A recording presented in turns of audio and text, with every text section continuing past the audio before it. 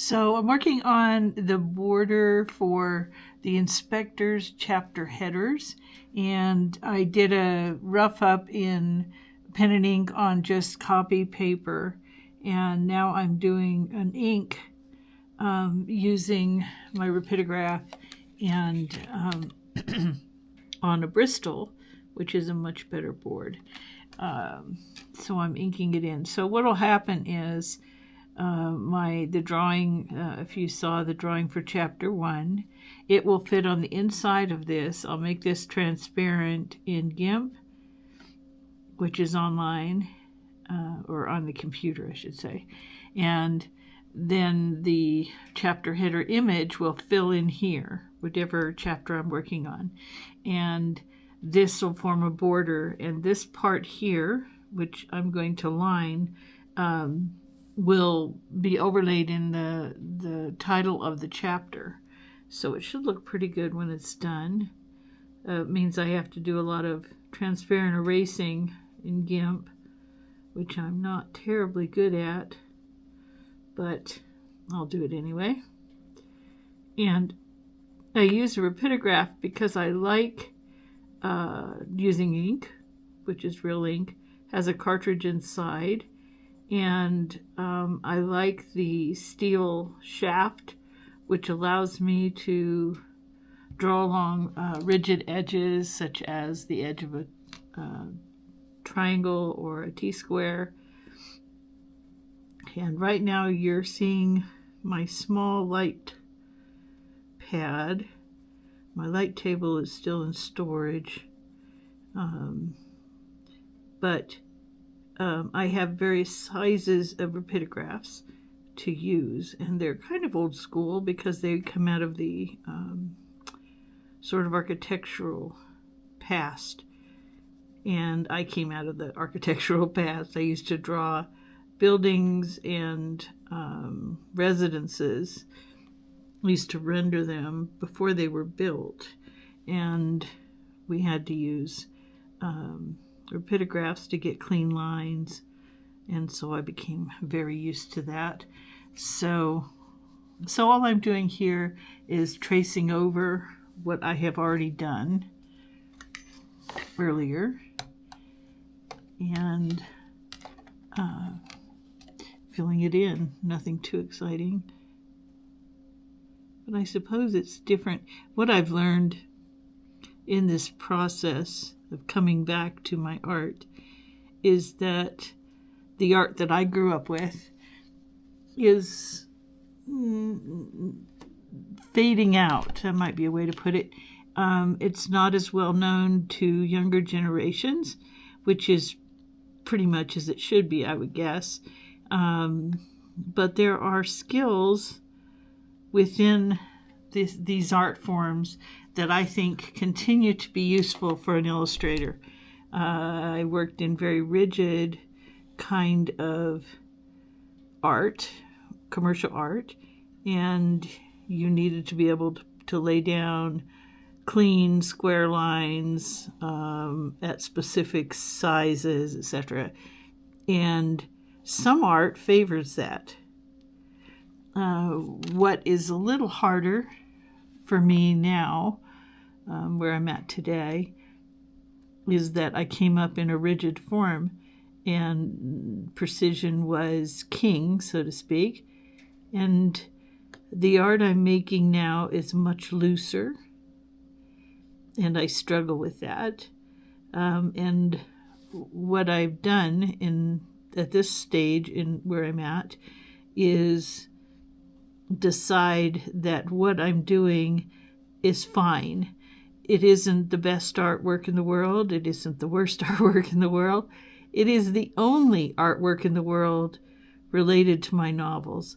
So in that sense, it's perfect in its own right for what it is. It is the art that I'm doing for my books. And so I'm not comparing to anyone else. You can't. And if you're a young artist and you're watching this, I would say this to you, is that you have to start where you are and not be content with what you're doing, because I'm always trying to get better, but understand where you're at and the benefits of being where you're at. You don't know the value of what you're doing until much later in your life. So in some ways, you have to trust that what you're doing is fine. Like I said, it's not going to be the best artwork ever, and I'm not trying for the best artwork ever. Maybe when I was a younger person that might have been a thought, but I'm older and it isn't a thought anymore. My desire is to create artwork for my novels, for adults to enjoy, because I think that publishing rushed past the era of illustrated novels for adults, and people liked them, but they couldn't get them because hiring an artist is expensive. And one of the things I can do is illustrate to the ability that I have today. So I can give that to my novels and give that to my readers without concern. I'm not worried about what any other publisher is going to worry about. I'm not producing these books as ebooks. I don't really trust the ebook market. I think it, in some ways, reduces books that have a certain quality. And there's an awful lot of scamming that's going on. And my opinion, it has always been, is that the writer and artist should be adequately paid for their time and energy, just like any other occupation. And it's very unfortunate that art and writing are minimized today. You know, we have AI coming in, and people who think that creating art is saying a few words to a computer and letting the computer do whatever. That is an art, and that is an imagination. Now, you can certainly join up with a computer if you want, and it will have its place in the future. You know, computerized art will absolutely have its place, but so will human art. And one doesn't surpass or diminish the other. Both have to be supported. Right now, the laws are heavily against human artists in this situation, so I favor the human artist, because I know how hard it is to actually make things that move other humans. And that is the objective, is to make things that move other humans. It's not my objective to make tons of money for a publisher. That's simply not my interest. You know, it will be other people's interest, and there have to be all kinds of people in the world, and they have to do all kinds of things in order to make the world what it is, for good or for bad. But like I said, my objective and my perspective is to support writers, support artists, and the work that they are powerfully moved to create for you, you know, which is some other person who will view it. So I'm showing you how to ink a border, old school. And my objective is not for perfection. This border has mistakes and errors that I know are there because I'm doing it, and it's okay. It's as good as it needs to be for the purpose that I'm doing, and those flaws, in some sense, prove that it's been handmade by a human artist, just like my novels are handwritten by a human writer. And nothing can duplicate what my hand is doing or what my mind has done. And I think there is enormous value in the actual hand of the artist and writer and what they can imagine and bring into the world. So what you're seeing would never exist if I didn't want to make it exist. And I want to make it exist because it excites me, makes me happy, and it will exist long past the point where I don't exist, which comes to all of us. You know, we're all temporary, and so our creations should be durable if possible. They should continue to say, I existed in the world, and I created beauty, and it was just what I wanted to do, that there isn't great money in it today. So the metric is not chasing the proverbial dollar. The metric is my own personal happiness, which is of value to me, and it is the future pleasure and happiness of other humans, which is also valuable to me. And both of those things should have weight. And for me, they do. And so the one thing I can do is live to what I do believe, and that is creating some pleasure for other humans and pleasure for myself, and stories that are fun. My stories are adventure stories. The Inspectors, which is what this particular border is for, is a space adventure following two 13-year-old kids who go through a torpor hibernator, which is a device I created that somewhat exists today, but not fully realized in the world yet. And a torpor hibernator allows the human body to be held in torpor, which is a condition of cold that stops the body from aging. And so these two young people end up out in space on a spaceship, a colonizer ship that is mostly empty because Space Force has taken it over because they found aliens. And so they're using it as a base. And these two teenagers are in the ship and running amok.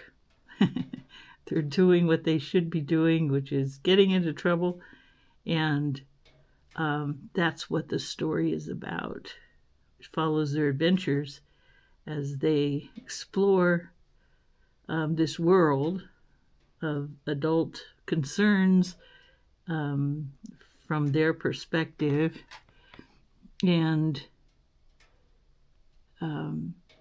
they explore the ship, which is mostly empty, and they find their own place in it. And so these are things that interest me to write about. So if you are visiting YouTube, which you must be because I'm going to post this here, the story will be, I'll read it out to you chapter by chapter as I draw the chapter headers, and it'll be free for you to listen to. The story is safe for any age to read. And you'll be able to see the art being created for the book. The book will appear in hardcover and paperback only, and it'll probably appear as an audiobook. But those will be down the road a little while. before I have time to get those finished. So I'm also going to post, and you can look around for it if you're finding my site later. I'll be posting the ongoing cover work for The Bug Mage, which is a different novel. And this will be an acrylic painting. So that'll be different from what you're seeing here, which is pen and ink. And basically, I'm using my channel to show you some of my projects, bring you along for different novels, invite you into my world as I create the art for the novels that I have. I have lots of novels. So you'll be seeing more. One thing I will say is that when I finish the artwork for a novel, I'll leave the artwork videos. I'll leave them in place for a couple weeks after the last one is done. And then I'll be either putting them behind a membership or moving them somewhere else. So until then, you'll be able to read them or listen to them and get the story for free, which I like too. Oops. Turn my table off. But if you're slow at catching up with all these, then I suggest you catch up. Because once I move them, I move them.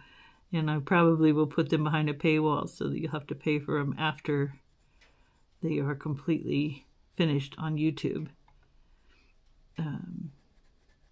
And this is because the novels themselves will be in publication, and that's only fair to the publisher. So anyway, these are freebies for my fans, people who've asked to see what I'm doing, which I'm fine to show you.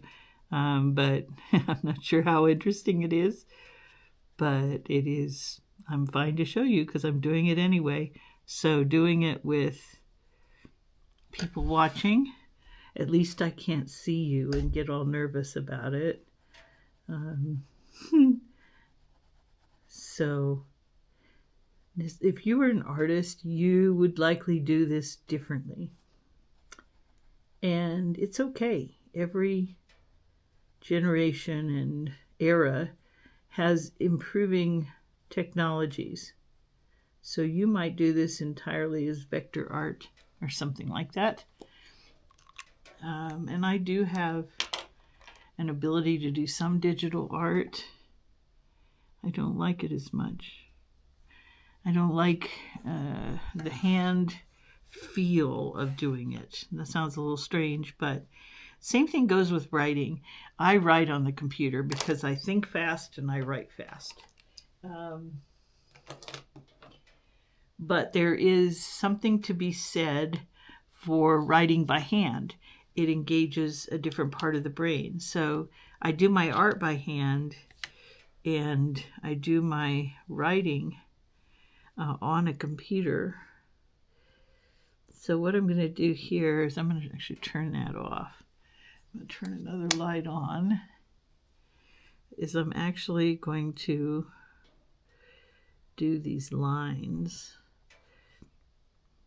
to give kind of a gray background to the chapter title, which will be a font that will go over the top of this. I'll paste that in GIMP. GIMP is like Photoshop, except it's free, which is just the perfect price for me. I like free tools, and I screwed that up. Have to come back and do some work on fixing that. See, that's the thing. When you're doing something by hand, you are going to screw up various little bits. And historically, there are many cultures that believe that the minor errors we make in things is how we let sort of the the bad things out. Now, you could consider that to be sort of like letting your ego out in the errors. It proves that you're human, that you make errors and mistakes, that I could do this very precisely. I could have the measurements set up exact, and it would look perfect to your eye. But I'm okay with it not looking perfect to the eye, with it looking homemade. This is made by hand, by my brain, my hands, my pens, and my desire for certain effects. Now, I'm hopeful that as my drawing goes along with practice, since I'm now doing all my headers, that my style improves, my control of my mediums improve. They should. That's been my experience, is the more you practice, the better you get. And I'm kind of hardcore that way. So I tend to practice a lot. So as you can see, there's a little bobble here. And there's a little bobble there. So I'm going to do a slight repair. Let me see, I'll get rid of that little. This is a gel pen in white.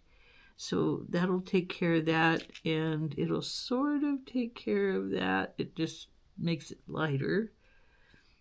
And it should knock out most of this. And there you have it. This is going to be the border, and I'll take it into GIMP. I'll scan it and take it into GIMP.